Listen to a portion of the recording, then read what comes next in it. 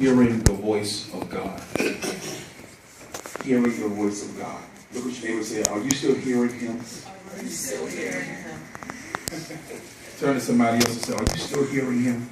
Are you still hearing him? Are you still hearing God? Amen. It's very important, y'all. It's very, very, very important that we understand what we're dealing with, what we have. Satan, he tries to interfere with your transmission from the spirit into the natural, so that he can come up against the consciousness, because the consciousness is everything. That was one of the things that God treasures the most, because the consciousness can be changed. That's when he can be able to show forth his likeness, where we will be changed forever, seared forever, with this conscious mindset and remembrance.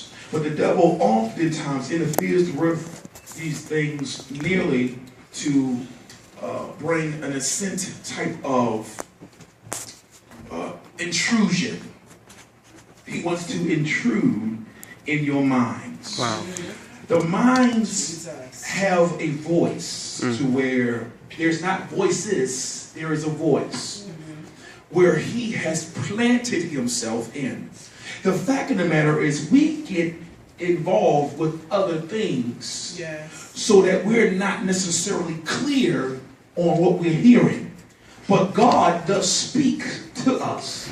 So we have the ability to impart, and we're able to impart into others, but we must receive. But the enemy wants to impart. He wants to impart information into you, because this is what goes on with us. We get into this perspective to where we grab opinions.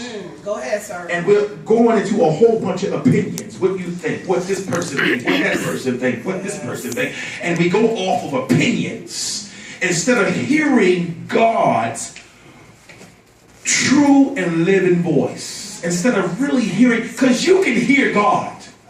The fact of the matter is we get confused. See, the fact of the matter is there was something called a word that was spoken to you, but then there was a mix-up. And if the enemy is just thinking that if I could just get into her mind to bring something in to ease her, to have her to think different about the first decision. God will speak to you and let you know what you need to do. And so the fact of the matter is, in our human minds, the enemy wants to appear some type of different revelation. And so the intent is to bring confusion into your life. The intent is to bring a delusion into your life. The intent is where you will look at the reality of it and live off of it. If it's destructive, you're living off of it. Go ahead, sir. If it's confusion, that's something you live. That's something you breathe. You know, some people, they speak out a language, and that's all they are, is a bunch of confusion. That's it. That's it. A person will just begin to breathe and live and do whatever they do, and you can see the backtrackings of who they are and their personality in the core of their makeup. You can read a person's history based off of their conversation. That's it. Yes, you can. And so what happens right here, the enemy uses these types of paraphrases and these types of concepts of confusion, frustration, anxiety. He brings this type of things to bring about fear to you. And so this lack of peace that he brings in, he uses this type of exterior. The exterior part is people that he used to come in to bring confusion. And so he brings this type of thing. And so the other thing he brings is insecurity. He wants to bring insecurity to you, to the point that you will get to a point that he wants to get inside of your esteem.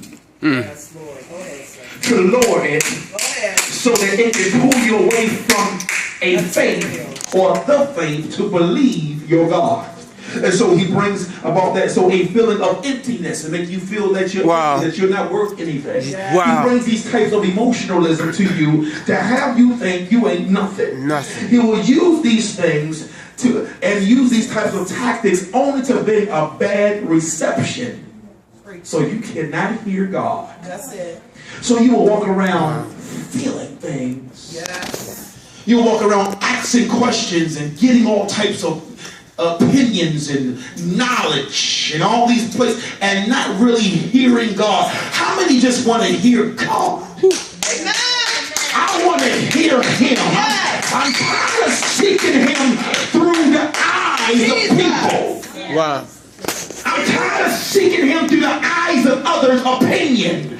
I want to see God for myself. I want to see God face to face. I want to see God, amen, for my own liking, to know him for my own self, for a relationship with him. Yes. Amen. So we have to be able to get past what we think God is and what we think it is. Yes. So it's so very imperative because God is speaking to us in many ways, in many matters, and so he will decide to speak to us whenever he wants to speak. But it's important to know that and to hear that the voice of God into our lives. Very important now. You got to hear God. So hearing God's voice is not an option, but it's a bare necessity in your life.